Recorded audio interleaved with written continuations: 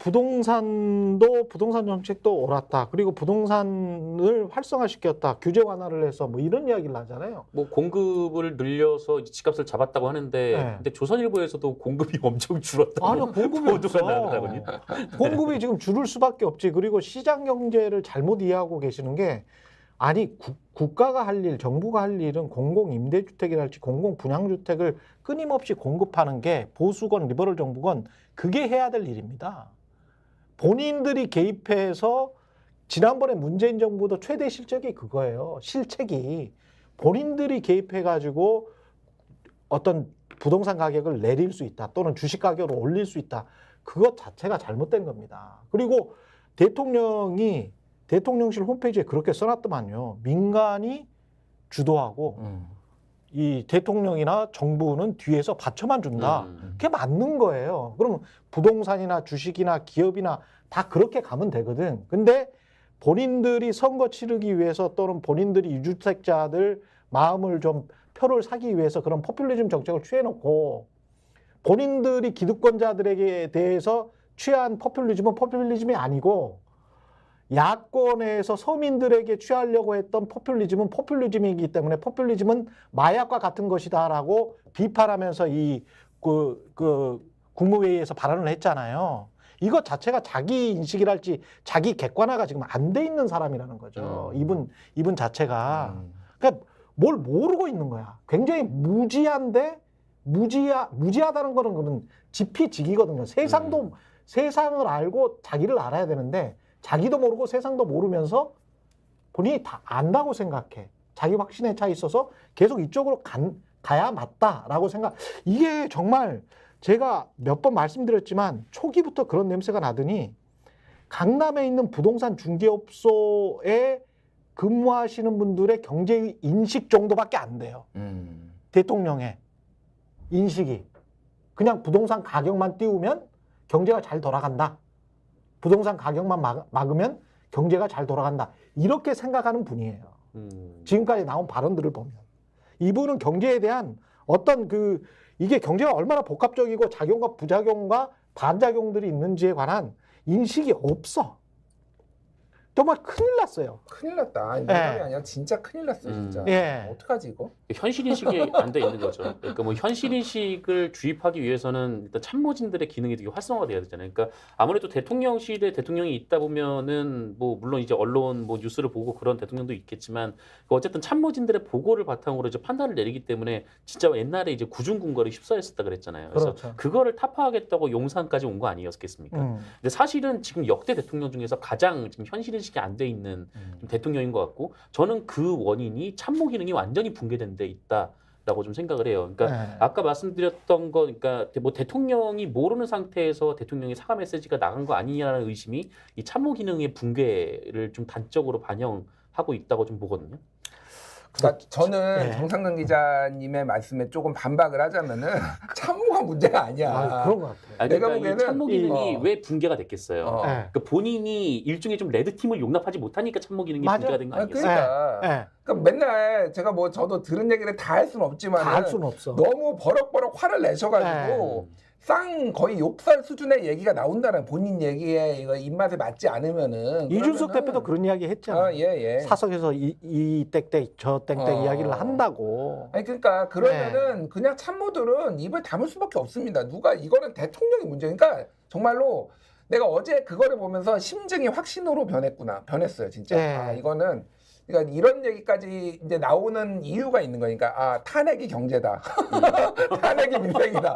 그러니까 이거 어떡하지? 내가 탄핵을 하자는 얘기 아니야. 근데 그런 얘기가 나올 정도로 야 이거 대통령이 안 바뀌면은 이게 우리나라 대통령제의 큰 문제의 한계예요. 사실은. 그렇습니다. 5년 단임제 먹튀를 할 수 있게 이렇게 정치 초보를 앉혀놓고 이런 식으로 그러니까 그리고 건전재정 한마디만 더 하면은 올해 지금 전체 1년 예산에 1분기에만 8%를 썼대요. 그러니까 원래는 25%씩 써야 되잖아요. 좀 4월 중순 이제 1분기 이제 해보니까 210 3조 원을 써가지고 전년 대비 47조 원이 늘었다라는 거예요. 돈도 없다는 이야기네. 그러니까 이거 어떻게 그래? 하반기에 이제 어떻게 이거 돈? 네. 이거 지금 선거 해가지고 막 푼 거야 또 돈. 그렇죠. 그나마 풀었는 건전제 정도 아니고 이건 지금 큰일 났다 지금 나라 경제 어떻게 이거? 그런데 환율이 이렇게 해서 구두 개입을 했잖아요. 네. 구두 경고를 했는데 이게 구두 경고를 한 것 자체도 얼마나 이제 힘들면 구두 경고를 했겠어요. 근데 여기에서 만약에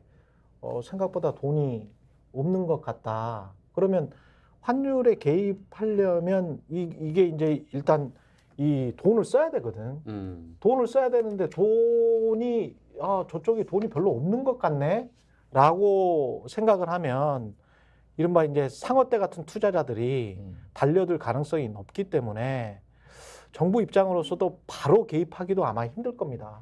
환 시장에. 예, 중국도 한번 잘못 개입했다고 괜히 돈만 쓰고 환율 방어도 못하고 그랬거든요. 그러니까 이거를 이러지도 못하고 저러지도 못하고 꼭 금리처럼 금리도 지금 10번 정도 그냥 계속 동결시켜 버렸잖아요. 네. 그래서 올릴 타이밍을 못 올리니까 저 정도의 경제 체력밖에 안 되는구나.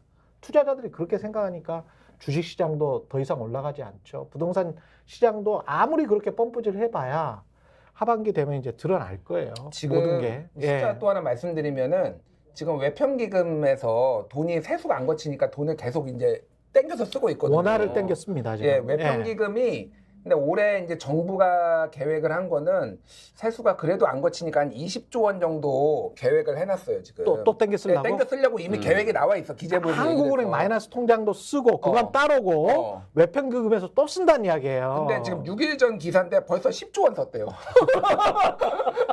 아니 지금 4주 안 지나고 4월 지금 3분의 1, 뭐 4분의 1 지났는데 지금 벌써 절반을 썼다라는 거야. 그렇죠. 이거 그러면은 이 추세라면은 지금 20조 원이 아니라 그 2배에서 3배 쓴다는 얘기입니다. 그렇죠. 근데 이 와중에 환율이 이 지경이야.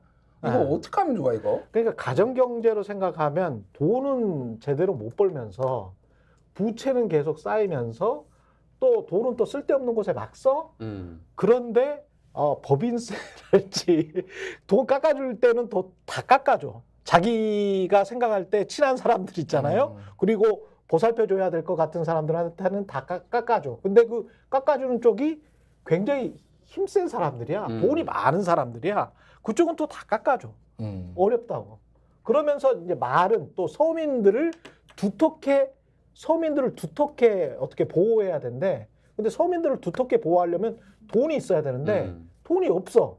왜냐하면 깎아줬으니까. 예, 조세 지출을 해버렸거든요. 그러니까 뭐 할 게 없죠. 법인세, 소득세, 부가세 중에서 지금 다 깎아주고 있는데 부가세도 지난번에 총선 때 뭐 5% 정도 깎자. 인플레이션 때문에 서민들이 고통받으니까 그래서 일부 품목 하자 그래가지고 난리가 났었잖아요. 그게 말이 되냐. 어떤 품목을 어떻게 선정할 거냐.